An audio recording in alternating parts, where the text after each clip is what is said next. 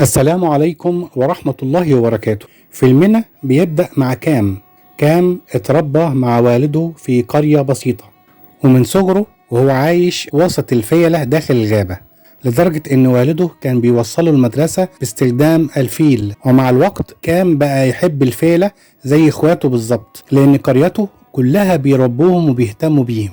بعد سنين طويلة بنكتشف ان الفيل صاحب كام خلف فيل صغير، وكام بقى بيلعب معاه طول الوقت. لكن في يوم من الأيام مجموعة من الصيادين الغير شرعيين اتسللوا للغابة وكانوا عايزين يخطفوا الفيل الصغير، فأمه حاولت تدافع عنه. للأسف واحد من الصيادين ضربها بالنار وهرب. في النهاية والدة الفيل الصغير اتوفت بسبب جروحها، وكل أهل القرية زعلوا عليها. بس من اليوم ده كام عرف إنه لازم يبقى قوي لحماية الفيل من الصيادين، وبدأ يتدرب على فن الموايتاي القتالي عشان يدافع عن والده والفيل صديقه من كل شر. بعد فترة صغيرة كام ووالده أخذوا الفيل الكبير والصغير للاحتفال وسط المدينة. في البداية والد كام قال إنه هيكشف على الفيل الكبير عند الدكتور البيطري. طبعا كام سمع كلام والده وأخذ الفيل الصغير عشان يتفسح معاه. وهنا بنعرف ان الدكتور البيطري طلع واحد من العصابة اللي بتسرق الفيلة، لان اول ما الفيل الكبير شافه مع اصدقائه عرف انه هو اللي قتل زوجته وبدأ بالهجوم. حتى والد كام اكتشف السر وكان هيفضح العصابة للناس كلها، فالدكتور ضربه بالنار. ومن هنا الفيل اتجنن وبدأ بالهجوم على العصابة عشان ينتقم لوالد كام، فكلهم جريوا من الرعب والمكان انقلب لفوضى. اما كان مشغول في الاحتفال، وقف يتفرج على مباراة ملاكمة وما خدش باله ان الفيل الصغير بدأ يلعب مع الاطفال، وبعد عنه لدرجة ان العصابة استدرجوه وخطفوه. في النهاية كام لاحظ ان الفيل مش موجود جنبه، ولما بدأ يدور عليه عرف بالصدفة ان والده انضرب بالنار وقال له ينقذ الفيلة بأي شكل. فكام جري بأقصى سرعته عشان يلحقهم، لكنه وصل متأخر والعصابة خطفوا الفيل الكبير والصغير وهربوا في ثواني. تاني يوم أهل القرية اجتمعوا في حزن لأن الفيلة اتخطفوا، بس من حسن الحظ والد كام دوا جروحه ونجي من الموت. بعد كده بننتقل بينا الأحداث إلى بيت مليان بالناس الأغنياء. فجأة كام كسر الأبواب بركبته وبدأ يخلص على الحراس بدون رحمة. وهنا بنعرف إن ده بيت الدكتور البيطري اللي خطف الفيلة، وكام حضر عشان يعرف مكانهم. في البداية كام طحن المقاتلين اللي وقفوا في طريقه باستخدام مهاراته الأسطورية بالمواي تاي، وعرف من الدكتور إنه أرسل الفيلة إلى أستراليا عشان يتباعوا في مزاد. فكام تعصب بشدة وهرب قبل ما أفراد العصابة يحاصروه. بعد كده أخذ مركب وانطلق بأقصى سرعته. طبعا المجرمين ما سابوهوش في حاله وطردوه بشراسة، لدرجة انهم احضروا طيارة هليكوبتر مسلحة، لكن كام الذكي غفلهم ولبس مركبهم في المروحية وهرب بصعوبة. وهنا بتنتقل بنا الأحداث لمدينة سيدني الأسترالية، وبنقابل الضابط مارك، شاب تايلاندي لكنه عايش في استراليا، والصحفيين كانوا بيصوروه لانه ضابط ماهر وسمعته كويسه. بس فجأة مارك عرف ان في سرقه بتحصل وانطلق عشان يوقفها، واول ما وصل موقع الجريمه اكتشف ان الحرامي يبقى جاره، ففضل يتكلم معاه عشان يهديه. بعد كده غفله بسرعه البرق وقبض عليه، لكنه لما بعد عن الصحافه والكاميرات طلب منه يترك الجريمة تماما وأطلق سراحه. بعد كده بنقابل مدام روز مجرمة في عصابة مافيا صينية، وكانت حاسة بالغضب لأن رئيس العصابة زعق لها وما كانش راضي عنها، فمساعدها قال لها تشتري مجموعة فيلة نادرة عشان تقدمها ليه هدية. في الوقت ده كام وصل استراليا أخيرا عشان يبدأ البحث عن الفيلين أصدقائه. وأول ما خرج من المطار أجر تاكسي وطلب منه يروح لمزاد بيع الفيلة، لكنه ما كانش يعرف إن سواق التاكسي مجرم خطير هربان من البوليس. عشان كده الضابط مارك ومساعده بدأوا يطاردوه وسط شوارع المدينة. في البداية المجرم انطلق بأقصى سرعته وكان هيهرب، فالضابط مارك طارده بسيارة البوليس وقدر إنه يحاصره بمساعدة ضابط تاني. طبعا المجرم رفض يستسلم وأخذ كام رهينة عشان يهدده بالسلاح، بس كام انتظر الفرصة المناسبة لكسر ذراعي. وهنا في ضابط متخفي اسمه فينز ضرب ذراع المجرم وخلى كام يجري من الخوف. بعد كده أمر مارك يقضي عليه، وللأسف مع إن كام استخدم لياقته البدنية للهرب، لكن الضابط ماركو ومساعده هددوه بالسلاح ومسكوه في النهاية. لما كام ركب عربية البوليس اكتشف بالصدفة ان مارك تايلاندي زيه وحكى له عن الفيلة المسروقة، فمارك وعد انه سيحقق في القضية في اسرع وقت ممكن. وهنا مارك نزل من السيارة عشان يكلم خطيبته، بس بالصدفة كام لاحظ جوني وده واحد من المجرمين اللي خطفوا الفيلة، فبدأ يزعق وطلب يخرج من السيارة، لكن مساعد مارك منعه فتعصب بشدة وهرب من العربية. طبعا مارك اتصدم وبدأ يجري وراه، اما كام قطع الحبل الموجود على ايده وطارد جوني لحد ما لقاه، لكن جوني تجاهله وارسل اتباعه عشان يخلصوا عليه، فكان مسكهم وطحنهم بسهوله. وقبل ما يكمل في طريقه في بنت حذرته من جوني وعصب، لكنه ما سمعش كلامها. من هنا كان فتش الشوارع كلها وهدد المجرمين اللي قابلهم عشان يعرف مكان جوني اللي كان بيخلص صفقه ممنوعات في مخبأه السري، بس فجاه كان اقتحم المكان وافسد الصفقه. في البدايه جوني اتجنن من كام لانه بوظ كل خطته وامر اتباعه يخلصوا عليه، لكن كام معلم مواي تاي محترف وتعلم اسرار الفنون القتاليه من والده. وهنا بنعرف ان جوني اتصل على كل افراد العصابه الموجودين بالمدينه لانهم بداوا يحضروا من كل حته، وكان معاهم اسلحه زجاجيه عشان يكسروها على دماغ كام، لكنه تفاداهم بسرعه البرق وقدر يفرقهم عن بعض ويخلص عليهم واحد ورا واحد لانهم كتير وما كانش يقدر يقتلهم في نفس الوقت كلهم. ده غير ان في مقاتل خطير ظهر على دراجه ناريه وكان هيقتل كام، بس كام ردة فعله ملهاش مثيل وقدر يغفله بالنهايه، لكن بدون فايده لان المجرمين عددهم كان ملوش حصر وفضلوا يهاجموه من كل اتجاه لحد ما هرب منهم لاعلى المبنى. وهنا في مجرم راكب موتوسيكل رباعي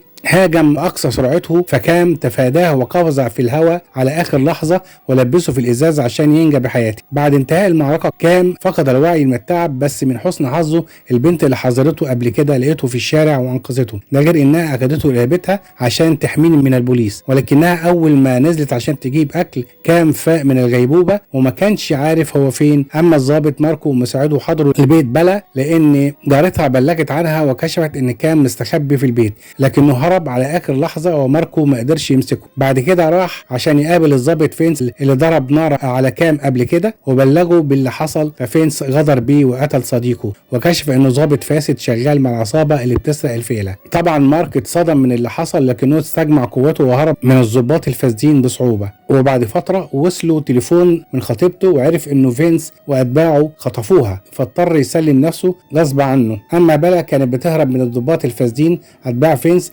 لانها تعرف اسرار عن العصابه، بس من حسن الحظ كام ظهر على اخر لحظه وانقذها عشان يرد لها الجميل. فبلا حكت له حكايتها وعرفته ان جوني شغال مع عصابه خطيره بتسرق الحيوانات النادره ويبيعوها في السوق السوداء. اول ما كام عرف مكان مخبأ العصابه من بلا انطلق عشان يخلص على جوني وينقذ الفيلة أصدقائه. في البداية كام دخل الدور الأول من مبنى العصابة وفاجأ الحراس بقوته وسرعته الخرافية. بعد كده صعد الدور الثاني بسهولة، وهنا الحراس حصروا كام لأن عددهم كبير، لكنه استخدم مجموعة تقنيات سرية بفن المواي تاي ونزل فيهم طحن بدون رحمة لحد ما صعد الدور الثالث وبدأ يخلص على أي حد يقف بطريقه لأنه عايز يوصل للفيلين أصدقائهم مهما كان الثمن. وبعد دقائق طويلة من القتال كام طلع الدور الأخير، لكنه أول ما دخل اتفاجئ بجوني ولاحظ إن في ناس أغنياء قاعدين بياكلوا، فجوني شتمه ورمى إليه جرس الفيل الصغير. طبعا كام اتصدم لأنه افتكر إن الفيل الصغير مات، أما جوني استغل حزنه وهجم عليه بشراسة، فكام لف جرس الفيل على يده واستجمع قوته. بعد كده مسك جوني يعلمه الأدب وأذاه قدام الجميع،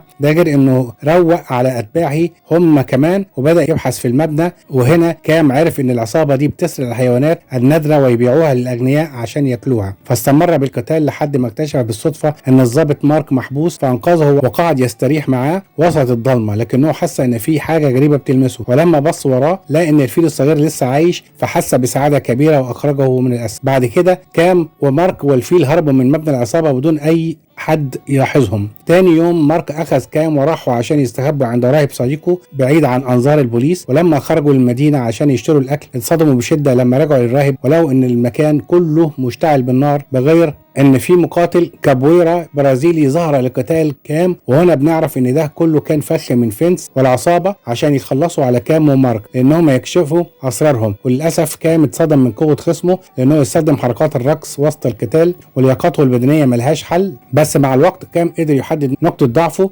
وسيطر عليه بصعوبة شديدة، ولكنه قبل ما يستريح اتفاجئ بمقاتل ساموراي ماهر باستخدام السيف وبدأ يتفادى هجماته مع انه تعبان بشدة. فساموراي استغل ضعف كام وضغط عليه اكثر واكثر، بس كام رفض الاستسلام واخذ عصايتين حديد واستعد للدفاع عن نفسه. بالفعل كام نفذ خطته وانتصر على مقاتل الساموراي بأعجوبة، ولما حاول يستريح بعد القتال في يد ضخمة كسرت الازاز ومسكته من رقبته بدون سابق انذار. وهنا بنعرف ان فينس والعصابة اجروا اضخم مقاتل في العالم عشان يخلص على كام اللي كان متفاجئ من حجمه الرهيب. وللاسف لما كام حاول يضرب المقاتل الضخم ما كانش بيتأثر ونزل فيه طحن لحد ما وقع على الارض، لكنه قبل ما يخلص عليه سمع سيارات البوليس فهرب من المكان. وفي النهاية مارك حضر للإنقاذ. بعد ما القتال انتهى مارك نصح كام يسلم نفسه للبوليس، بس كام ما سمعش كلامه وانتظر لما مارك نام واخذ الفيل الصغير عشان يواجه فينس وعصابة روز انهم خاطفين الفيل الكبير. وبالفعل كام وصل مقر العصابة اخيرا. من بداية المعركة كام سيطر على اعدائه وشق طريقه داخل المبنى، لكنه تفاجأ ان فينس هدده بالسلاح وكان هيخلص عليه. بس فجأة مارك ظهر وضرب فينس بالنار في كتفه